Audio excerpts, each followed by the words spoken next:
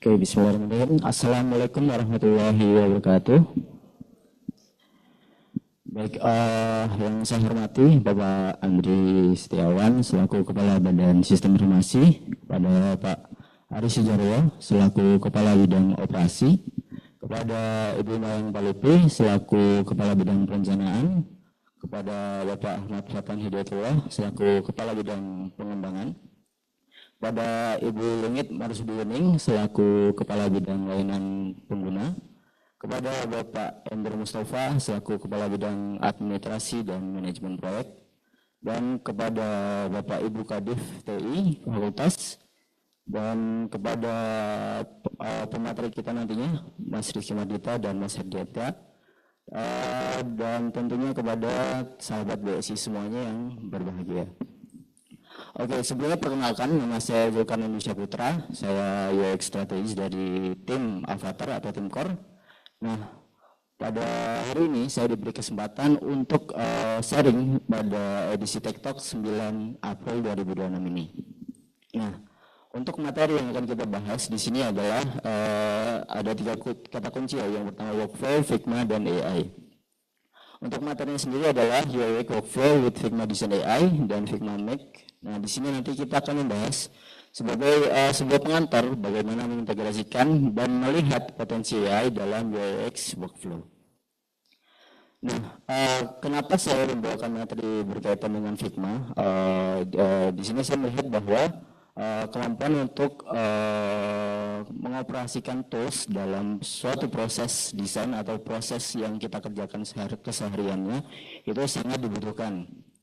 Saya mengingat dulu pertama kali gabung di BS ini, tepatnya di tim admisi dan keuangan. Jadi dulu untuk teman-teman yang belum tahu, admisi dan keuangan itu dulunya jadi satu dibawahi oleh Mas Andi sebagai PM, atau dulu kita nyebutnya adalah PO atau Product Owner. Saya ingat di situ saya bergabung, di situ diperkenalkan ada 3 orang yang diperkenalkan. Yang pertama ada Eva sekarang di tim Atomic atau admisi. Terus ada Rino sebagai front end itu, tapi sekarang udah tidak bersama kita di BSI. Lalu ada saya sendiri sebagai UI UX designer. Nah, di situ kita diperkenalkan di ruang bahagia. Nah, di situ ada Mas Andi tentunya, lalu ada Mas Kur yang sekarang di admisi, lalu ada Mas Kiki di keuangan, dan ada Mas Alvan yang sekarang di EA, terus ada Mas Adi yang sekarang bersama saya di Avatar atau di tim Core, dan ada satu lagi ya, sebagai mentor saya UI UX dulunya, yaitu Mbak Ikna. Nah, Mbak Ikna itu adalah salah satu pionir UI UX di BSI itu sendiri. Nah, dulu ketika saya bergabung, saya masih masih awal untuk mempelajari UI UX karena saya istilahnya bahasa LinkedIn-nya adalah switch karir ya. Tapi sebenarnya nggak switch banget karena ranahnya sebenarnya masih dalam satu ranah desain. Dan kalau dulu lebih ke layout atau visual design kayak desain buku, desain poster, banner dan seterusnya. Lalu saya beralih ke desain UI UX. Nah, ada satu hal yang saya pelajari dan salah satu yang pertama kali diajarkan oleh Mbak Ikna itu adalah kemampuan dalam pengoperasian tools, yaitu Figma. Saya masih nyimpan untuk materinya. Nah, ini yang diberikan kepada saya untuk awal-awal saya bergabung, yaitu adalah tips mendesain UI di Figma dengan cepat, rapi, dan informatif. Nah, dari sini saya memahami bahwa kemampuan untuk mengoperasikan tools yang kita gunakan untuk keseharian kita dalam melakukan pekerjaan itu sangat penting. Nah, maka dari itu di sini materi yang saya bawakan adalah berkaitan dengan Figma itu sendiri. Apalagi di era sekarang itu AI itu sudah banyak juga ya, sudah banyak yang bisa kita gunakan. Dan untuk saat ini Figma sudah update dengan mengintegrasikan dengan AI-nya. Nah, mungkin di situ ada salah satu hal yang tepat untuk kita bisa bahas berkaitan dengan workflow yang ada di BS itu sendiri. Oke. Nah, untuk disclaimer bahwa materi ini adalah materi pengantar. Jadi yang saya sampaikan ini masih berada pada tahap awal, lebih ke pengenalan untuk semuanya. Agar tujuannya, agar kita bisa memahami sebenarnya AI ini bisa digunakan untuk apa dan bagaimana potensinya dalam workflow kita. Oke, untuk outline itu sendiri, nanti kita akan membahas yang pertama intro, lalu yang kedua UI UX workflow di BSI, lalu ada use AI tools di Figma Design, lalu yang keempat ada Figma Make, generate UI using prompt, dan yang keempat outro atau penutup. Nah, untuk yang pertama, kita masuk ke intronya.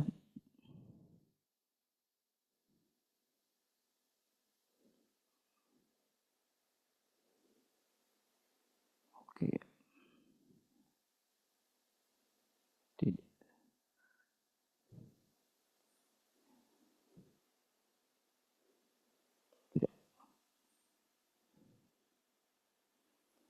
Oke. Oke, yang pertama adalah design tools with AI. Nah, jadi saat ini ada banyak design tools yang sudah berintegrasi dengan AI sendiri. Ada banyak hal. Yang pertama tentunya adalah Figma.com Design dan Figma Make. Itu adalah dua produk dari Figma itu sendiri.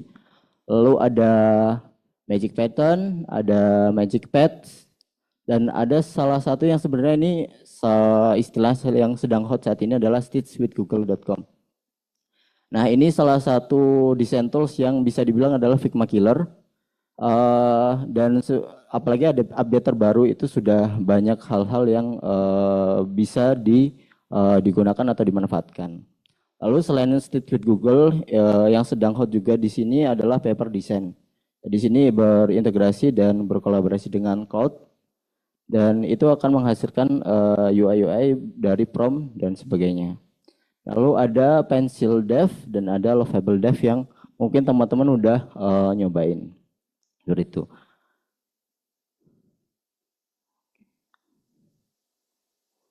Oke. Nah, lalu kenapa Figma? Ada 3 alasan besar yang saya ambil kenapa saya mengambil materi ini. Yang pertama adalah banyak tools bukan berarti lebih produktif. Jadi seperti kita ketahui bahwa Figma itu kita gunakan di sini sebagai tools utama dalam mendesain. Nah, daripada kita menambahkan lagi untuk coba aplikasi baru lagi dan sebagainya, ya kita gunakan saja Figma ini sendiri untuk kita gunakan sebagai tools utama dan kita manfaatkan lagi seperti itu. Karena kalau dengan aplikasi baru kan kita tentunya harus ada waktu untuk adaptasi lagi, harus mungkin kalau berbayar harus kita bayar lagi dan sebagainya. Nah, sedangkan kita sudah ada Figma itu sendiri, ya sebaiknya kita gunakan Figma Tools itu dulu, seperti itu. Lalu yang kedua adalah investment sudah ada, tinggal memaksimalkan. Jadi Figma yang kita gunakan saat ini itu sudah berbayar. Jadi dan beberapa fitur-fitur AI atau beberapa fitur lainnya yang sudah tersedia itu adalah versi-versi yang sudah berbayar. Nah, jadi kalau di Figma itu AI-nya itu adalah sistem pakainya kredit. Jadi untuk yang versi gratis itu kalau nggak salah 500 kredit per bulan. Kalau yang berbayar itu adalah 3.000 kredit per bulannya, seperti itu. Nah, di sini kita sudah ada modalnya. Jadi ya kita tinggal gunakan saja, kita tinggal manfaatkan saja daripada mungkin kita beli aplikasi baru, sistem baru dan sebagainya. Nah, lalu yang ketiga, AI sudah terintegrasi di workflow. Nah, jadi kalau dulu saya kalau misalnya desain di Figma, terus saya coba copy lalu kayak paste ke ChatGPT dan sebagainya. Lalu setelah itu ada hasilnya keluar, lalu saya balik lagi ke Figma. Saya paste lagi ke Figma. Nah, untuk saat ini di Figma itu sendiri sudah ada chat prompt-nya. Jadi kita tidak perlu keluar dari kanvas Figma-nya itu sendiri, keluar dari aplikasi Figma-nya. Jadi kita sudah langsung pakai aja di Figma-nya itu sendiri. Jadi 3 alasan ini kenapa saya jadinya membawakan untuk di materi Figma itu. Oke, nah selanjutnya kita akan bahas yaitu UI UX workflow di BSI. Nah, jadi salah satu keresahan saya ketika bergabung itu adalah kita belum ada satu pedoman single source of truth alur pengerjaan dari untuk role UI UX itu seperti apa. Dari awal risetnya tuh gimana, terus habis itu aktivitasnya apa saja, lalu habis itu yang dihasilkan outputnya apa saja dan sebagainya. Nah, dari keresahan itu saya mencoba untuk menyusun atau mendraft terkait workflow yang ada di BS itu sendiri. Nah, mungkin saya lebih gampangnya saya tunjukkan saja. Nah, ini yang saya coba susun. Jadi ini prosesnya masih raw draft ya. Jadi masih ada beberapa hal yang masih bisa diupdate atau masih bisa diperbarui. Seperti itu. Nah, di sini ada chapter-chapternya. Jadi yang pertama karena kita di sini adalah project base, jadi tentunya di sini memahami peran ketika UX sudah dalam di-assign di project charternya. Nah, di sini ada deskripsinya, ada fokus, dan ada goals-nya seperti apa. Nah, lalu kita masuk ke desain prosesnya. Nah, di sini desain proses yang saya gunakan adalah design thinking yang nanti berkaitan dengan materi workshop teman-teman yang akan dijalani nantinya. Nah, di sini ada tahap yang pertama. Jadi desain thinking ada 5 fase, ada 5 tahap: empathize, ada define, ideate, prototype, dan test. Seperti itu. Nah, untuk yang pertama di empathize di sini adalah goals utamanya adalah memahami kebutuhan dan masalah pengguna. Di sini saya coba susun beberapa aktivitasnya. Jadi di sini misal contohnya adalah jadi data existing, lalu melakukan riset pengguna dengan FGD atau focus group discussion, dan atau metode riset lainnya. Kalau di kita kan di sini biasanya kalau nggak FGD, interview dan sebagainya. Nah, di sini saya coba juga tambahkan note-note yang mungkin bisa memperbantukan teman-teman lainnya jika ingin menggunakan metode-metode lainnya seperti itu. Nah, selain ada aktivitasnya apa saja, note-nya apa saja. Nah, di sini ada saya juga tambahkan tipenya. Jadi di tipenya di sini ada 2, ada required, ada suggested.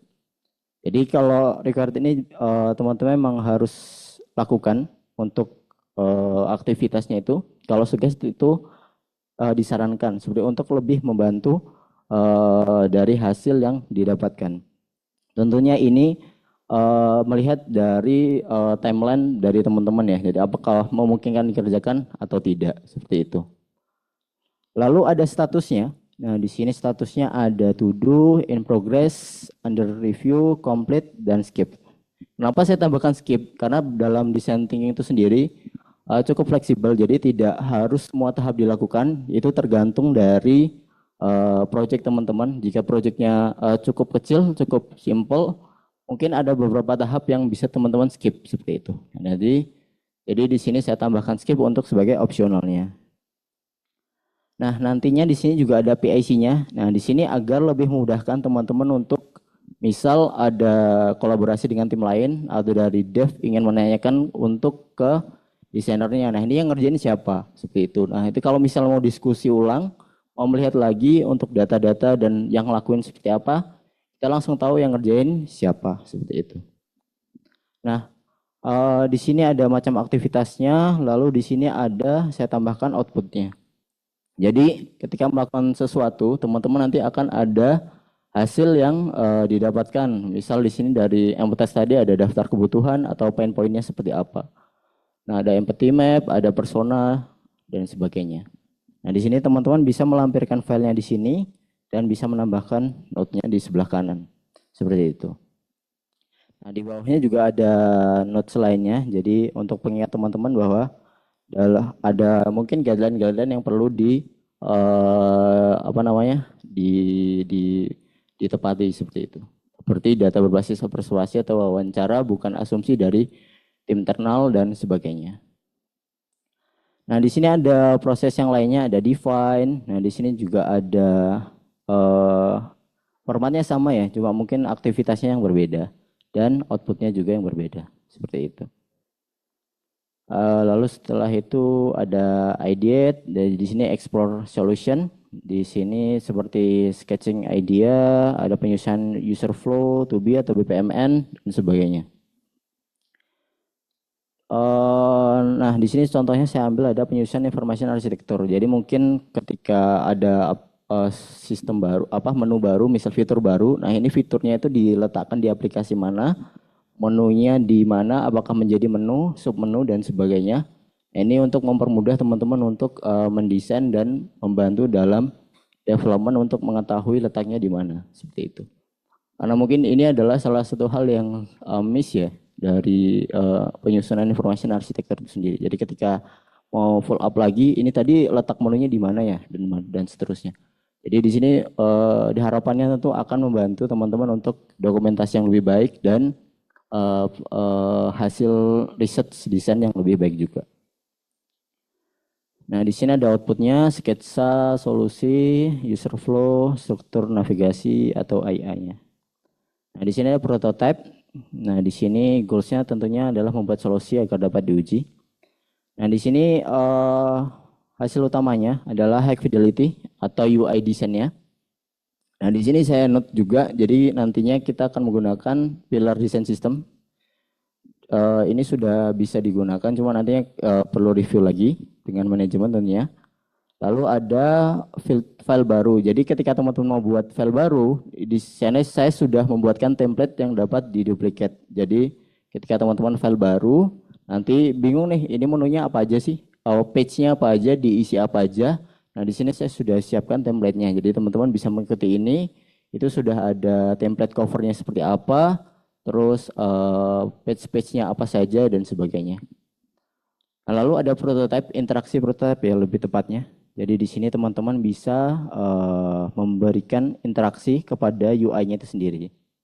Nah, di sini saya juga tambahkan catatan apabila bisa penggunaan untuk AI-nya itu sendiri. Jadi kalau teman-teman di sini contohnya adalah salah satu AI tools yang bisa digunakan adalah add interaction otomatis dari AI-nya itu sendiri ke halaman atau page-page yang teman buat.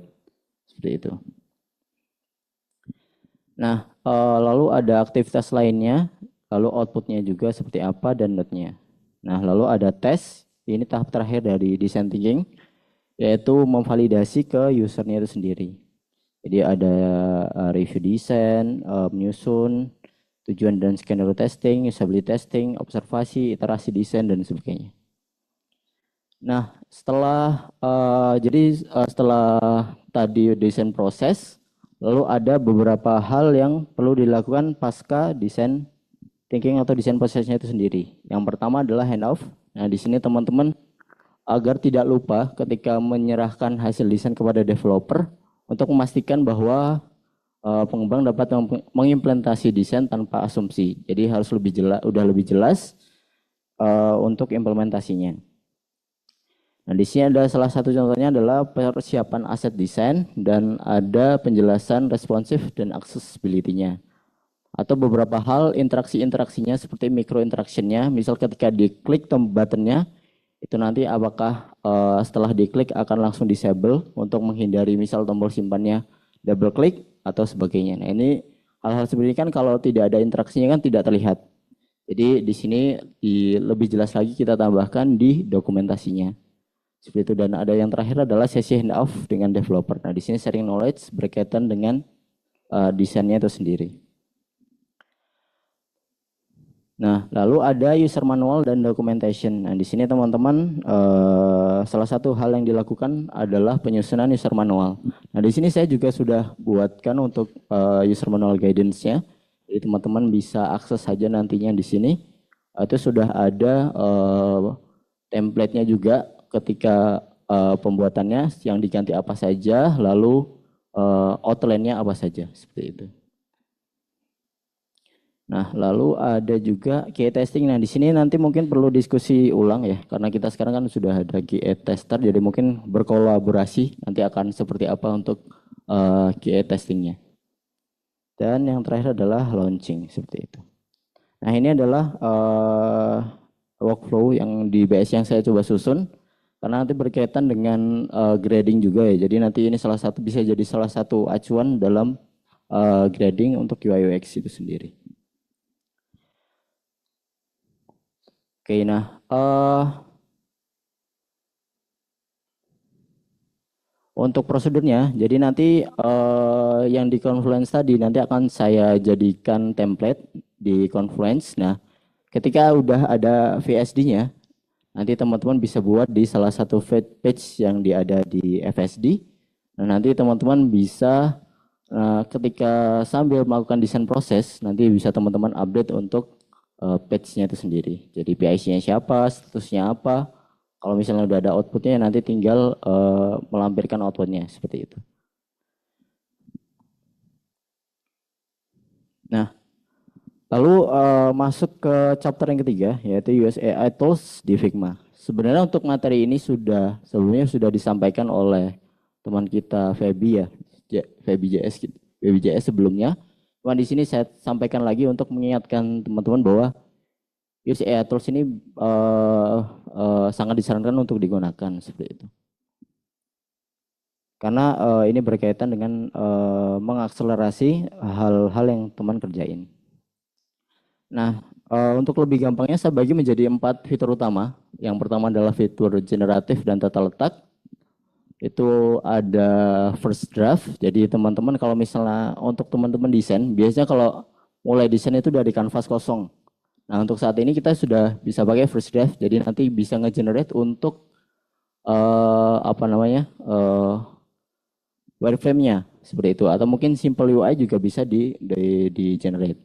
Lalu juga bisa membuat image seperti ini. Nah, kalau teman-teman lihat tadi cover yang di depan, nah itu saya buatnya dengan make an image tadi. Mungkin lebih enaknya kita sambil playground aja.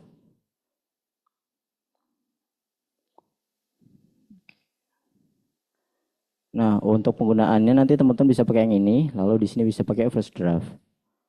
Nah, di sini teman-teman bisa memilih mau pakai basic app, wireframe, basic set, dan sebagainya. Nah, di sini misal kita ambil aja pakai yang suggesting dari sini.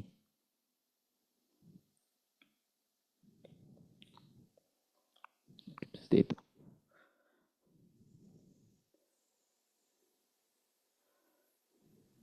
Nah,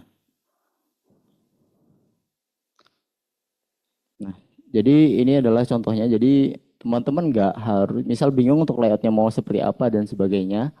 Jadi di sini sudah disediakan untuk apa istilahnya contoh UI-nya seperti apa, wireframing-nya seperti apa dan sebagainya. Nah, di sini juga disediakan seperti penggunaan warnanya. Itu mau menggunakan warna seperti apa.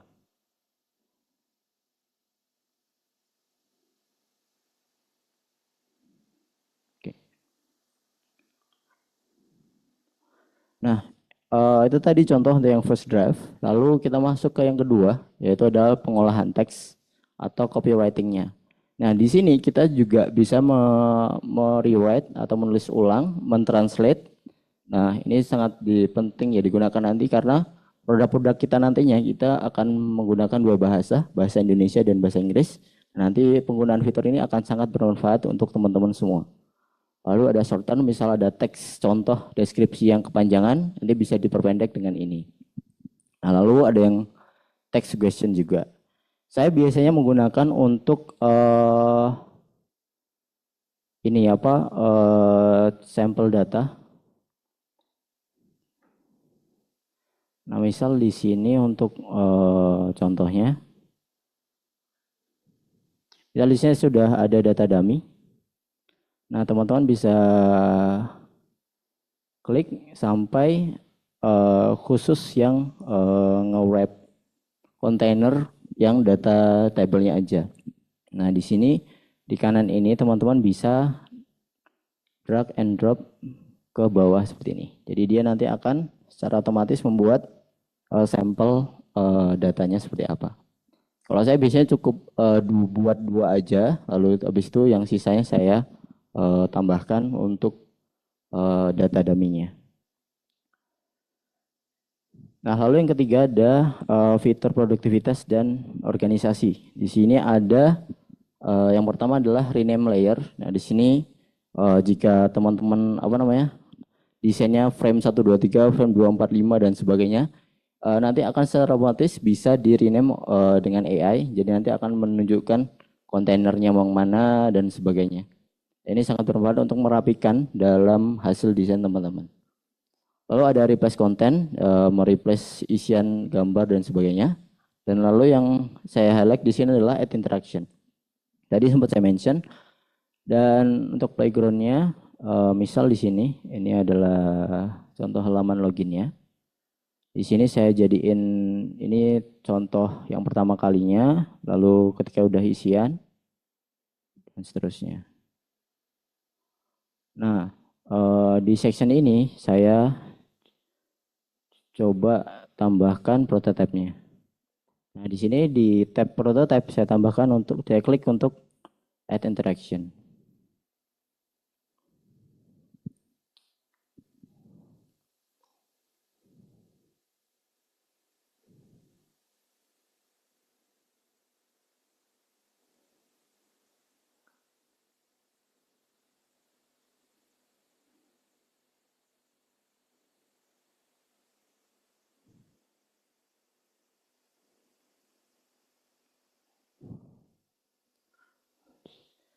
Nah, tentu ada beberapa hal yang belum sempurna ya, dari sini masih ada beberapa improve. Jadi teman-teman tetap perlu mengevaluasi hasil dari interaksinya seperti apa.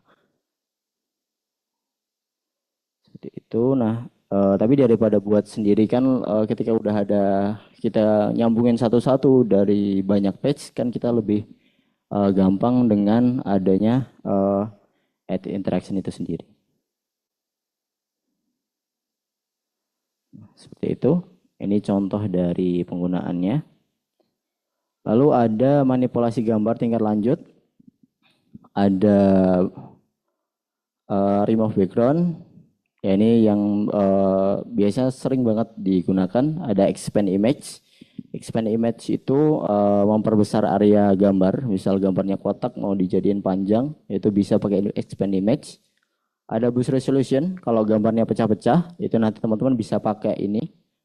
Lalu ada isolate dan erase objek. Nah, misal dari satu gambar ingin mengambil objek tertentu aja, itu bisa pakai yang ini. Lalu ada vectorize image, ketika ya image mau dibikin vektor untuk mau diubah atau disesuaikan poin-poinnya atau menyesuaikan warna dan sebagainya.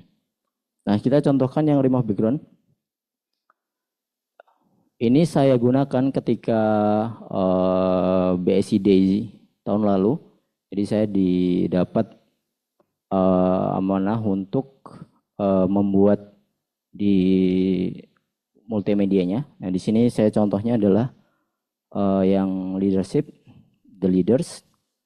Nah, di sini kebayang kalau misalnya nggak ada AI-nya, saya harus nge-crop satu-satu dari banyak gambar ini tadi. Itu akan sangat banyak memakan waktu. Apalagi di salah satu hal yang ketika teman-teman yang dulu pakai Photoshop, yang paling yang paling bikin bikin istilahnya bikin frustasi itu adalah ketika menseleksi rambutnya. Dan ini misal contohnya saya sampelkan PM saya. Nah, misal untuk area ini itu ketika harus pakai Photoshop itu harus nge-crop satu-satu dan harus menyesuaikan. Nah, itu sangat istilahnya sangat harus sedetail itu. Nah, tapi dengan AI,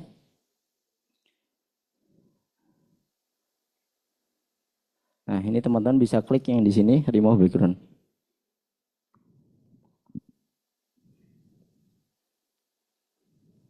Nah,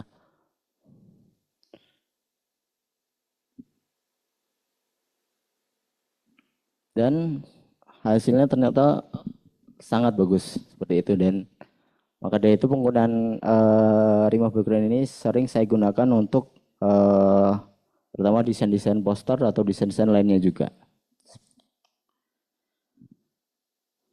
Oke. Nah, itu untuk yang AI tools yang di Figma Design yang bisa teman-teman manfaatkan dari beberapa fitur-fitur ini. Nah, lalu kita masuk ke poin utama yaitu adalah Figma Max, yaitu di sini generate UI using prompt. Nah, jadi di Figma itu ada berbagai macam produk. Untuk di kita itu biasanya kita sering pakainya adalah Figma Design dan untuk UI mockupnya. Lalu yang kedua adalah Figma Jam, itu untuk melakukan riset, misal bikin user flow dan sebagainya. Lalu ada slide, ini kayak PPT, bus itu untuk kayak seperti Canva, ada set, lalu ada Make. Nah, Make itu yang akan kita bahas. Nah, jadi apa itu Figma Make? Figma Make itu sendiri adalah platform yang berbasis AI yang memungkinkan pembuatan prototipe aplikasi fungsional dan antarmuka interaktif. Jadi nanti itu nggak hanya mengenerate UI-nya saja, tapi sudah langsung mengenerate untuk interaksinya. Seperti itu. Melalui prompt atau teks perintah. Jadi Figma Make itu dari prompt langsung jadi prototipe UI interaktif atau kode dasar seperti itu. Ini mungkin membantukan untuk teman-teman front end juga. Nah, perbedaannya, jadi kalau Figma Design AI yang tadi sebelumnya 4 kategori besar tadi itu sebagai ASIS atau micro level seperti itu. Jadi kayak untuk hapus background, untuk tambah dummy data, tambah sedikit interaksi dan sebagainya. Nah, kalau Figma Make itu lebih ke macro level atau generate. Karena perbedaannya seperti ini adalah karakteristiknya yang utama. Untuk Figma Make membuat prototipe interaktif berbasis prompt. Kalau Figma Design AI itu membantu proses desain dan produktivitas saja. Nah, outputnya tadi yang saya sampaikan di sini dia menghasilkan UI dan interaction-nya sekaligus. Kalau untuk Figma Design kan dia layer desainnya aja dan mockup yang bisa diedit. Nah, kalau mau nambah interaktif harus secara satu-satu atau pakai yang di AI-nya tadi. Untuk lingkungan, jadi untuk Figma Make itu terpisah. Jadi beda aplikasi antara Figma Make dengan Figma Design itu sendiri. Tapi kalau Figma ini itu masih satu di dalam kanvas di Figma Design. Untuk interaksi AI-nya, di sini menggunakan chat dan iterasi berkelanjutan, ya seperti prompting aplikasi sistem prompting AI yang lainnya. Kalau misalnya untuk yang Figma Design AI itu kita akses cepat per task atau asisnya tadi. Seperti tadi ada gambar, kita klik gambarnya lalu klik remove background. Seperti itu. Jadi single perintah, satu perintah seperti itu. Nah, ini untuk interface-nya. Jadi di sini ada button untuk menambahkan lampiran untuk menjadi referensi. Lalu ada istilahnya ada modelnya. Jadi mau pakai yang default, Cloud Sonnet, Opus, Gemini Flash atau Gemini Pro. Nah, di sini ketika teman-teman pakai Figma yang sudah berbayar itu udah otomatis nggak perlu bayar satu-satu lagi. Nah, lalu ada kit. Nah, di sini untuk menambahkan style guide-nya seperti itu. Lalu ada settingnya di situ, ada dari chat, ada general, create kit. Itu untuk membuat desain sistemnya. Lalu adjust guideline, ini untuk menambahkan guideline tertentu. Misal mau format tanggalnya seperti apa, mau format waktunya seperti apa, bahasa yang digunakan seperti apa. Nah, itu bisa ditambahkan di adjust guideline-nya. Lalu ada akses code editor juga. Nah, ini dulu untuk fitur utamanya. Nanti kita sambil sambil menunjukkan langsung di Figma Make-nya. Yang pertama adalah AI chat interface. Nah, jadi sebenarnya saya sudah buatkan untuk demonya.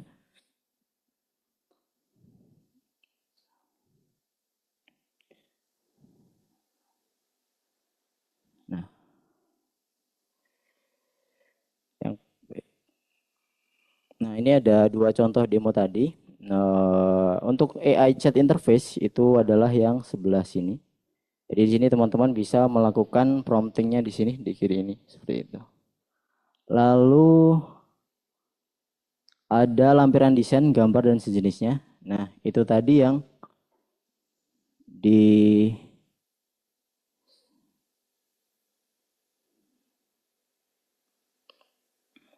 Oke, yang di sini teman bisa menggambahkan image atau file, bisa memberikan desain juga. Jadi kalau misalnya dari desain langsung teman-teman copy terus paste ke sini itu bisa. Atau pakai konektor. Nah, di sini tuh dia menghubungkan dengan sistem lainnya. Misal menghubungkan dengan Confluence. Nah, itu sangat potensial. Jadi misal teman-teman menghubungkannya dengan FSD misalnya. Nah, di situ kan sudah agak lengkap. Ada BPMN dan sebagainya. Nanti bisa dikonekkan dengan ini seperti itu. Nah, lalu di sini ada modelnya. Teman-teman bisa pilih yang mana aja. Untuk saya sendiri biasanya saya pakai yang default karena nanti dari AI-nya sendiri yang menentukan ini pakai yang mana. Kalau misal mau pakai yang Opus itu penggunaan kreditnya cukup banyak, jadi itu tergantung pemakaian teman-teman mau pakai yang mana.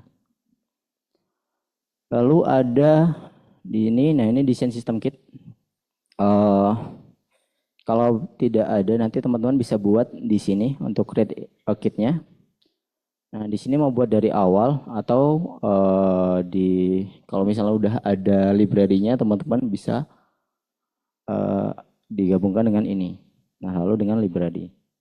Nah, di sini teman-teman bisa milih pakai yang mana seperti itu. Ini contohnya. Nah, seperti ini.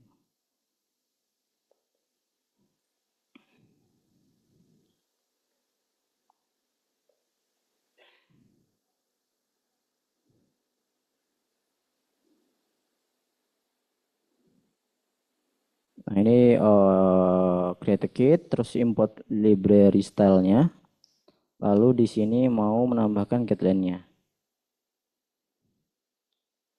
Misal contoh apa namanya? Untuk guideline yang bisa digunakan adalah contoh saya ambil dari saya pernah buat.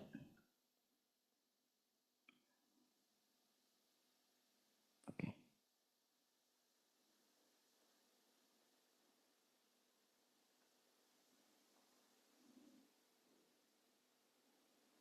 Oke. Nah, misal untuk bahasanya itu menggunakan bahasa Indonesia. Misal kayak format use sentence case-nya untuk label, buttons, dan teks. Jadi kan untuk format teks di kita itu jadi kalau misal ada dua suku kata, yang huruf besarnya hanya di kata pertamanya aja. Jadi kata keduanya itu huruf kecil seperti itu. Nah, lalu ada komponennya, misalnya untuk primary aksi button itu di kanan, di sisi kanan, dan kalau misalnya ada dua option, itu dua option atau kurang dari dua, itu jangan menggunakan drop down. Nah, juga untuk format DDM-nya bisa ditambahkan seperti ini. Use data format, time formatnya seperti apa, dan sebagainya.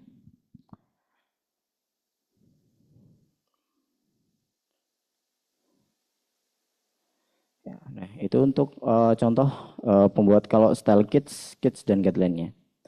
Lalu ada alat pengeditan dan iterasi. Yang pertama adalah point dan edit tools. Jadi di sini teman-teman bisa mengedit langsung dengan klik ini.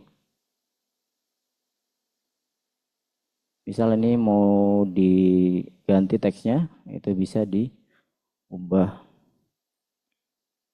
Misalnya seperti itu.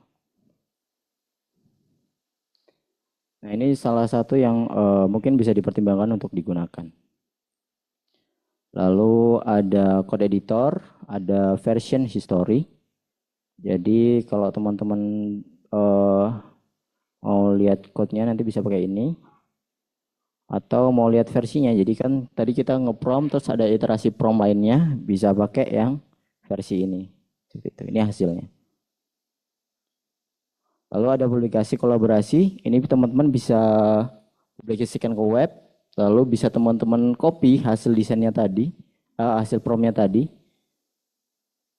dengan klik ini, lalu teman-teman pastekan ke Figma Canvas teman-teman. Lalu bisa membuatkan template desain, template tim juga. Dan lalu yang keempat ada fungsionalitas lanjutan, dukungan backend, jadi bisa pakai sebuah base, lalu ada MCP connector dan integrasi analisis dengan pakai Google Analytics misalnya jika nanti ketika udah dijadikan website dan sebagainya. Nah, impact-nya yang pertama tentu mengurangi waktu setup. Jadi kan dari canvas kosong bisa jadi starting point dengan draft tadi. Lalu satu ide bisa lebih banyak opsi teman-teman untuk dapatkan eksplorasi yang lebih luas. Lalu dari buat UI jadi ke directing AI. Jadi peran desainer lebih strategis dan dari perfect design jadi phase validation. Jadi teman-teman kalau ini saya contohkan kalau case-nya adalah case untuk project-project yang di UI. Ini salah satu contoh frame-nya. Saya buat template frame-nya, prompt-nya. Ini ada perintahnya, nama aplikasinya, desain instruksinya, ada rules-nya seperti apa, terus di sini ada workflow-nya seperti apa. Terus ini view dari masing-masing rule seperti apa. Lalu ada key fiturnya, misal kalau di reject harus input catatannya itu pakai ini. Lalu ada contoh datanya dan output ekspektasi. Jadi ketika misalnya ada rapat dengan stakeholder, nah teman-teman bisa prom aja. Lalu bisa teman-teman serahkan ke stakeholder untuk langsung mencoba apakah seperti ini hasilnya. Jadi validasinya lebih cepat ke stakeholder. Jadi nggak perlu ngawang-ngawang dan sebagainya. Dan ini contoh salah satu prompt yang mungkin perlu di highlight yaitu role switcher di header. Jadi nanti untuk teman-teman bisa membuatkan demo dari masing-masing role. Misalnya kan karena ini bertingkat ya. Jadi nanti bisa karyawannya seperti apa. Misal di sini diverifikasi, disetujui. Nah, nanti akan masuk ke kepala bidang. Nah, nanti kepala bidang akan memverifikasi, disetujui, lalu sampai kepala BSI seperti itu. Setujui. Atau kalau ditolak misalnya, nanti akan mengirimkan catatannya. Oke, seperti itu. Nah, untuk penutup, jadi nanti ya summary-nya adalah jadi mengakselerasi workflow yang kita jalani, mempercepat rutin atau simple task dengan AI Figma Design, dan mengubah cara memulai desain dengan Figma Make, seperti itu. Lalu apa yang masih bisa kita explore?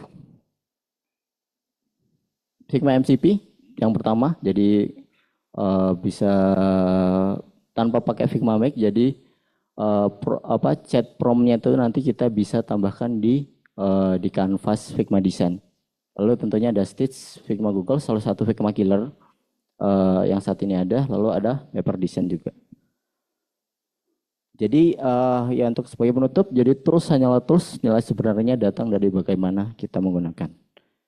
Oke, demikian yang dapat saya sampaikan. Saya tutup. Wassalamualaikum warahmatullahi wabarakatuh.